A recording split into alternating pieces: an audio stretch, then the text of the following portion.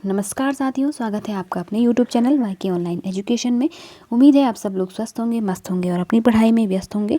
दोस्तों, यदि आप हिंदी से किसी भी एग्ज़ाम की तैयारी कर रहे हैं, चाहे वो LT है, चाहे वो लेक्चरर है या किसी भी समूह गाँव में, अब तो आपको पता ही है कि समूह गाँव में भी 20 से 25 नंबर की आपकी हिंदी ज़रूर पूछी जाती है। उसमें आपका हिंदी व्याकरण से लेकर के हिंदी साहित्य दोनों ही आपके पास पूछा जाता है। तो चलिए, उस दृष्टिकोण से ये बहुत ही इम्पोर्टेंट आपका वीडियो होने वाला है, तो बने रहिएगा वीडियो में लास्ट तक। और यदि आप चैनल पर नए हैं तो प्लीज़ चैनल को लाइक शेयर सब्सक्राइब ज़रूर कीजिएगा। बढ़ते हैं आगे। सबसे पहले आज हम पढ़ने वाले हैं भारतेंदु हरिश्चंद्र जी के बारे में। और क्योंकि ये आधुनिक युग के सबसे पहले जो है गद्यकार या साहित्यकार कहें या कवि कहें माने जाते हैं। तो आज हम भारतेंदु हरिश्चंद्र जी के बारे में और उनकी जो प्रमुख रचनाएं हैं उनके बारे में, जो आपकी एग्ज़ाम की दृष्टि से बहुत इंपॉर्टेंट है, जो अक्सर पूछी गई हैं। तो चलिए बढ़ते हैं आगे। सबसे पहले देख लीजिए भारतेंदु हरिश्चंद्र जी के बारे में। युग प्रवर्तक भारतेंदु हरिश्चंद्र का जन्म काशी नगरी के प्रसिद्ध सेठ अमीचंद के वंश में 9 सितंबर 1850 को हुआ। आपके पिता यानी कि जो भारतेंदु हरिश्चंद्र थे, उनके पिता जो थे वो बाबू गोपाल चंद, क्योंकि वो भी एक कवि थे, तो इसलिए इनका भी महत्वपूर्ण स्थान हिंदी साहित्य में रहा है।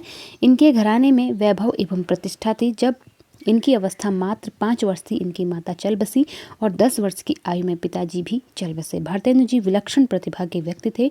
उन्होंने अपनी परिस्थितियों से गंभीर प्रेरणा ली। इसके मित्र मंडली में बड़े बड़े लेखक, कवि एवं विचारक थे, जिनकी बातों से ये प्रभावित थे। ये बहुमुखी प्रतिभा से संपन्न साहित्यकार थे। इनकी मृत्यु 1885 ईस्वी में हुई थी। तो बहुत कम समय अपने जीवन का इन्होंने व्यतीत किया और इतने कम समय में इतनी बड़ी उपलब्धि इन्होंने हासिल की।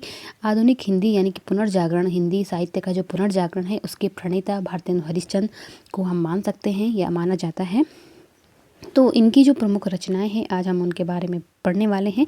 तो आप लोग साथ ही साथ इसको नोट डाउन भी करते रहिए, क्योंकि ये बहुत इम्पॉर्टेंट आपकी परीक्षा के दृष्टिकोण से बन जाता है। तो देखिए, सबसे पहले इनकी कविताओं की अगर हम बात करें तो इनकी जो पहली जो कविताएं हैं उसमें है प्रेम मालिका, प्रेम सरोवर, गीत गोविंदानंद, वर्षा विनोद, विनय प्रेम पचासा, प्रेम फुलवारी, और इसके बाद है वेणुगीत, दशरथ विलाप, फूलों का गुच्छा। तो देखो, दशरथ विलाप हो गया और फूलों का गुच्छा, ये बहुत इंपॉर्टेंट है, खड़ी बोली में लिखी गई हैं। और जैसे प्रेम मालिका, प्रेम सरोवर, तो कुछ रचनाएं इन्होंने ब्रज भाषा में भी लिखी है। ठीक है, चलिए इसके बाद देख लीजिए उपन्यासों की अगर हम बात करें तो पूर्ण प्रकाश और चंद्रप्रभा इनके 2 फेमस उपन्यास रहे हैं। कहानियों की बात करें तो अद्भुत अपूर्व सपना इनकी चर्चित कहानी रही है। और सबसे ज़्यादा अगर इनको ख्याति मिली है तो वो इनके नाटकों के लिए मिली है। और आप कोशिश करिएगा कि इनके सारे के सारे नाटक आपको याद हों। ठीक है, देखिए सबसे पहला इनका नाटक है भारत दुर्दशा, बहुत इंपॉर्टेंट नाटक है। भारत जननी, मुद्रा राक्षस, विद्या सुंदर, रत्नावली, पाखंड विडंबन, धनंजय विजय। इसके पश्चात है कर्पूर मंजरी, सत्य हरिश्चंद्र, माफ़ कीजिएगा, सत्य हरिश्चंद्र, श्री चंद्रावली नाटिका, नील देवी, अंधेर नगरी फेमस नाटक है, सती प्रताप और प्रेम योगिनी। तो ये इनके फेमस नाटक हैं। और देखिए, इनके नाटकों को लेकर के मतलब हर बार प्रश्न बनते हैं, चाहे आप LT की तैयारी कर रहे हैं, लेक्चरर की करेंगे, तो उसमें बहुत इनकी रचनाएं पूछी जाती हैं और उनके विषय विशेष रूप से पूछे जाते हैं। तो इनके नाटकों के क्या विषय रहे हैं, इनके नाटक कब प्रकाशित हुए हैं, ये मैं एक अलग से वीडियो में आपको बताऊंगी, क्योंकि अगर इसी में बताऊंगी तो काफ़ी लंबा खिंच जाएगा।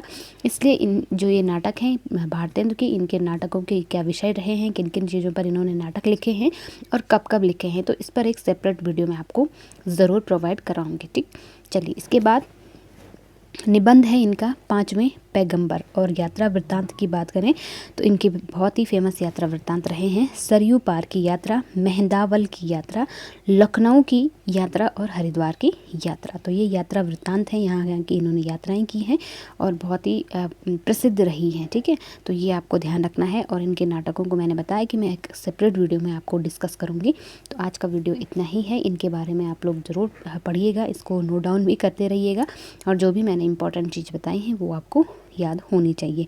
तो देखिए कैसा लगा आपको ये आज का वीडियो, मुझे कमेंट करके ज़रूर लिखिएगा। तो उम्मीद है आपको ज़रूर पसंद आया होगा। यदि पसंद आए तो लाइक शेयर सब्सक्राइब करना बिल्कुल भी ना भूलिएगा। मिलते हैं अगले वीडियो में, तब तक के लिए आप अपना और अपनों का ध्यान रखिए। नमस्कार।